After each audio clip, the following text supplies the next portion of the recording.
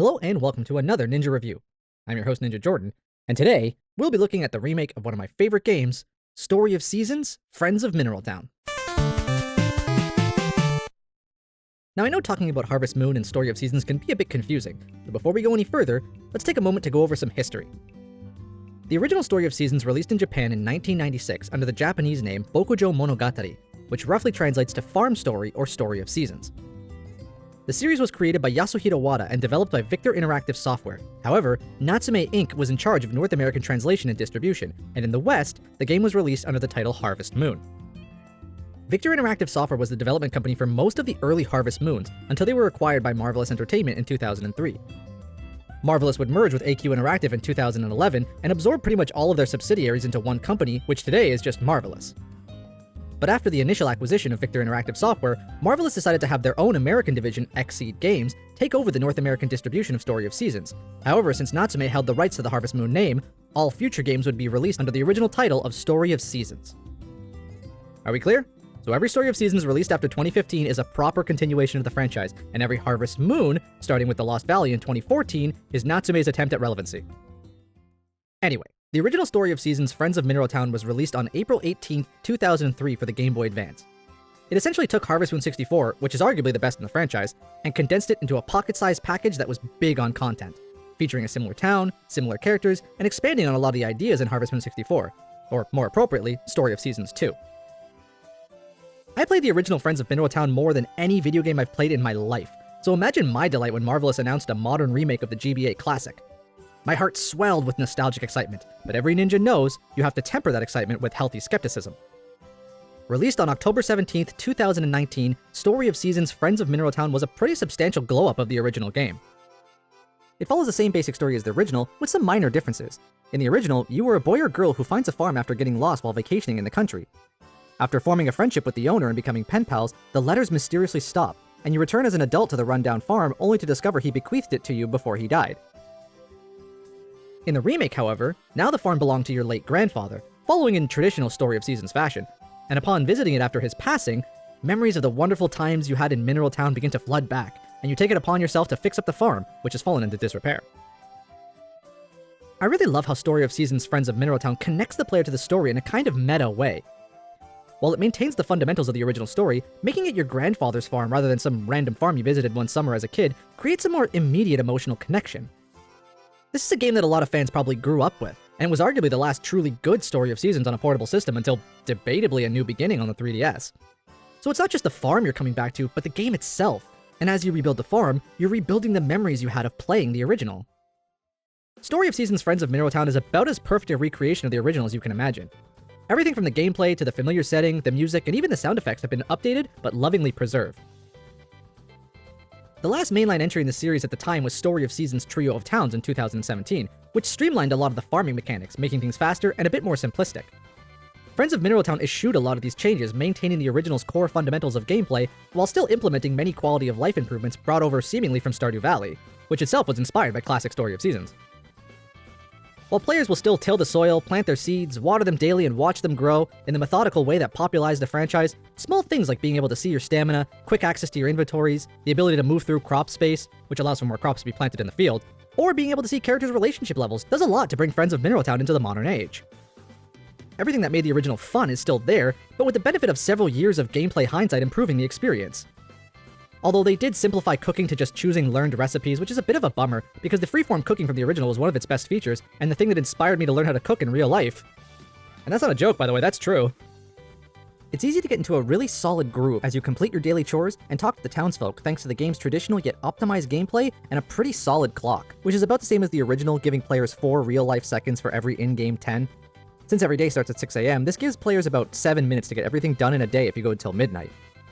Something I've really come to appreciate with farming sims is how well-paced their in-game clocks feel, and Story of Seasons Friends of Mineral Town always felt like it struck the perfect balance between not being too fast, but also not giving players so much time that they start to get bored. You still need to schedule, but you never feel too rushed, and this is definitely helped by the way time stops when you go inside buildings. Naturally, like any good remake, there's a veritable plethora of new content that adds so much more to the original experience. For starters, not only are there several new crops to be planted, but there's a much wider variety of animals, including rabbits, alpacas, and cows that provide flavored milk, which is exactly how it's made in real life, and I don't want to hear one word to the contrary.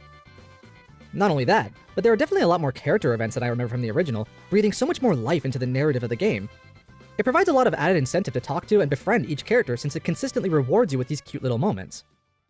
Furthermore, Story of Seasons Friends of Mineral Town not only includes all the original townsfolk, but adds 2 new characters, a free spirit flower child named Jennifer, and a reserved artiste with a capital E named Brandon. In addition to these characters and farm animals, Friends of Mineral Town also adds a variety of new pets such as cats, capybaras, and penguins, although getting them can be a bit of a puzzle in itself, requiring 30 offerings to the Harvest Goddess for the trader Van, who you may remember from Story of Seasons A Wonderful Life, to show up and sell them to you, but only on the 15th of every season and only if it's a sunny day. And while the added variety is a nice touch, I find it a bit odd that you don't start off with at least a pet dog.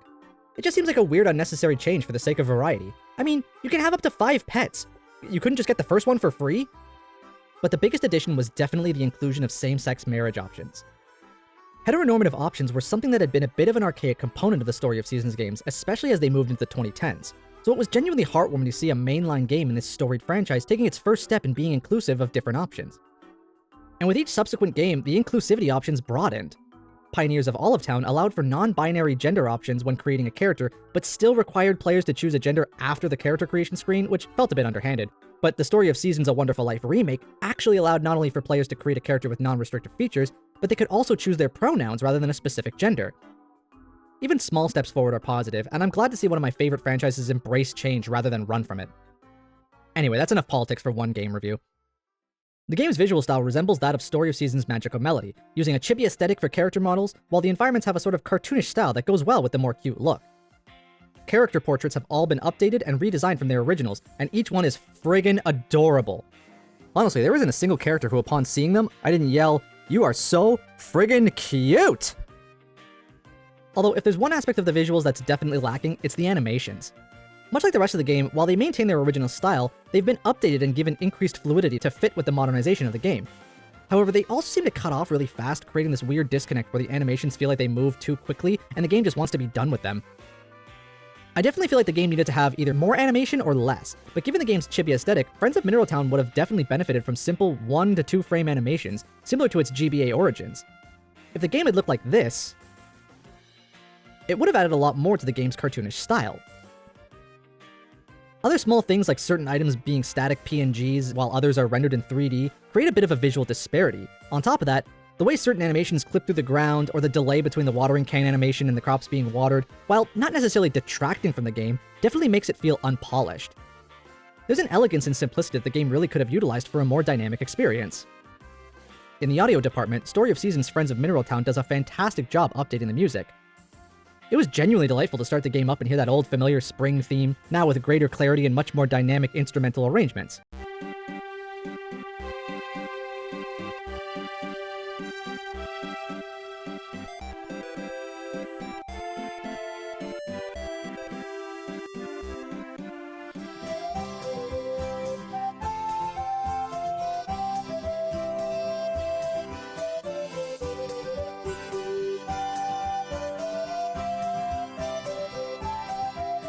They even added extra themes just for the weekends of each season, which is a nice little touch.